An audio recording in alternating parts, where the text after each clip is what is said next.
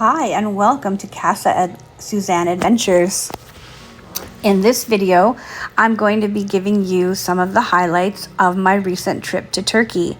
I went to Turkey for 3 weeks with my best friend, and we had such an amazing trip, seeing all the different sites in Istanbul, as well as Cappadocia, Konya, Antalya, Kaş, and Fethiye. And of course, I'm going to share all the delicious treats that we ate, the interesting experiences we had, and the beautiful scenery that we found everywhere we went. Of course, we ended up doing a lot of shopping, and including we did buy some rugs, which we didn't think we would.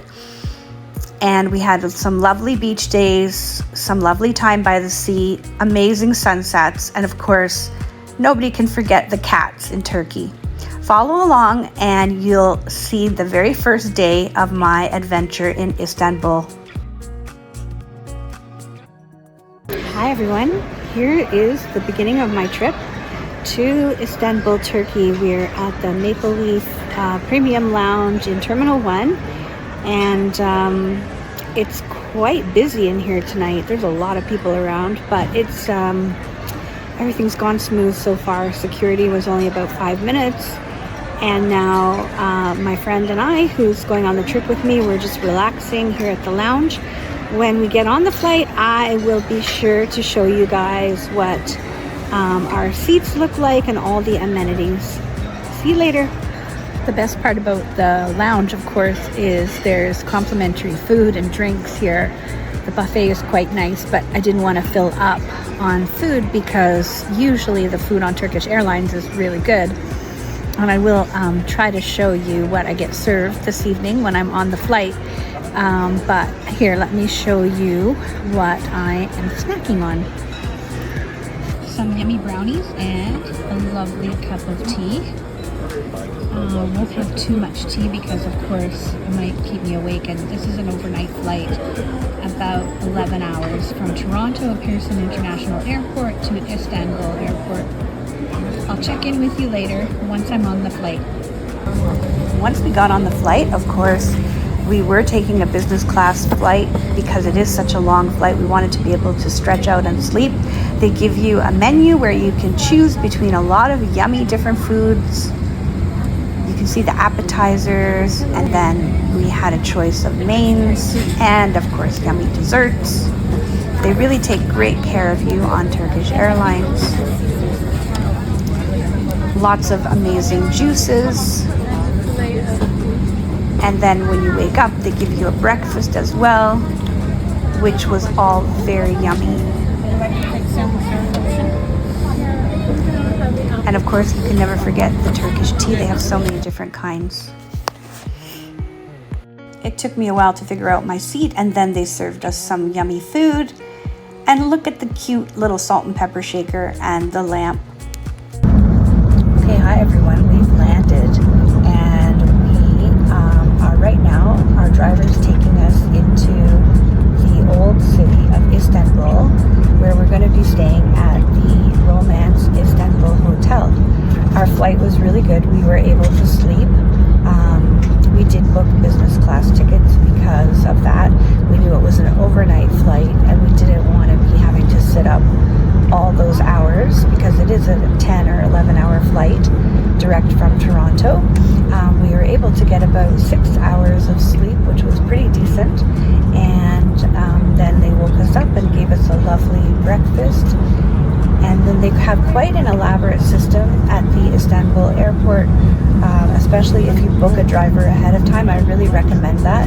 Sometimes taxis are a little bit tricky here in Istanbul. It depends on the driver. You could get an honest driver, but you could get a driver who might drive you all around the city and charge you extra. So I found an excellent driver, and I'll be talking more about him during our trip.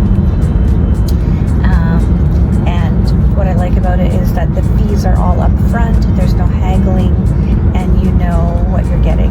And we're in right now a beautiful big 6-seater Mercedes van, and we're on our way into the old city. So I'll catch up with you guys guys once we get into the hotel and freshen up a little bit, and then maybe I'll try to give you a tour of my room. So the Romance Istanbul Hotel is located very close to the Topkapi Palace Garden called the Gulhani Gardens, and you'll see after that, we're going to wander around a little bit this evening. Unfortunately, the weather is calling for rain, but we did bring some rain gear with us, so it could be a wet few days here in Istanbul. It should clear up by the time we reach Cappadocia on the weekend, I'm hoping. But yeah, so happy to be back in Turkey. Last time I was here, I think it was 2017. And I'm always amazed at how everything has changed every time I come here. I remember the very first time I came here was back in 1998. Yeah, when my son was a baby, actually. We came here with him. And, you know, back then, the old Istanbul airport, it had not even been really updated or modernized. And I just remember, like, there were no lineups, there was nothing in English, and people were literally elbowing each other to get to passport control. And it was like, it was a real vibe back then, let me tell you. Of course, I was young, and it was like my first experience really being in a sort of like a, you know, European country, although, as you know, Turkey sits right at the edge of Europe and Asia. It actually straddles two continents, which is pretty cool. We'll be staying on the Europe side this time, but we will be doing a day trip over to the Asian side of Istanbul. And again, I highly recommend, if you're going to visit Istanbul, that you see both sides, because they're really different. The side we're staying on, of course, is really touristy, but the Asian side has some very cool neighborhoods, lovely cafes, places to hang out. It's just a little more of a chill vibe over there. And I'll be excited to show you all that when we get there. I'm trying to think if there's anything else about the airport experience. I mean, everything was really well organized at the airport. You know, our going through passport control was really great, and it's a long walk. It is a really big airport, but especially maybe if you have mobility issues, it might be good to get some accessibility help, to make sure that you get one of those buggies to get you through. Picking up our luggage was super fast. I was so impressed. When we reached the carousel, our luggage was already there, which is like amazing for a big airport. And what else can I say about the airport experience? We didn't stop to eat any food at the airport because they did give us a really nice breakfast on the airplane, and they gave us a nice dinner last night as well before we slept.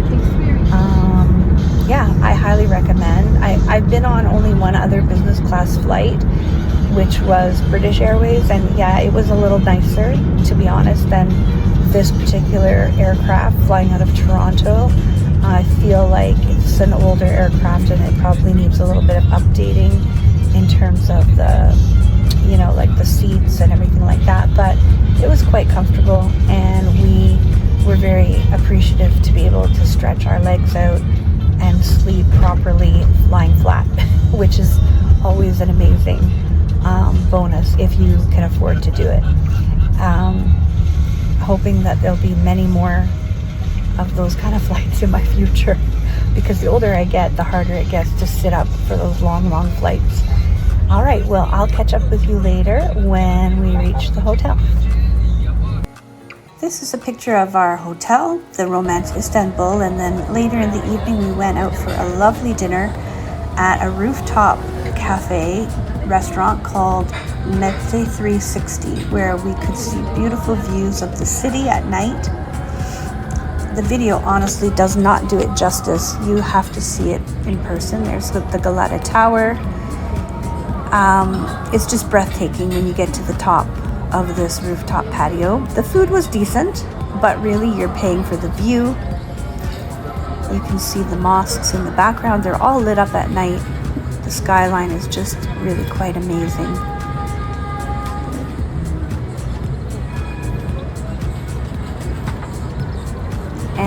yeah, we had a lovely dinner there. Then afterwards, we headed back to the hotel. There's a full moon. Headed back to the hotel for our first night to sleep and get ready for some of our sightseeing the next day.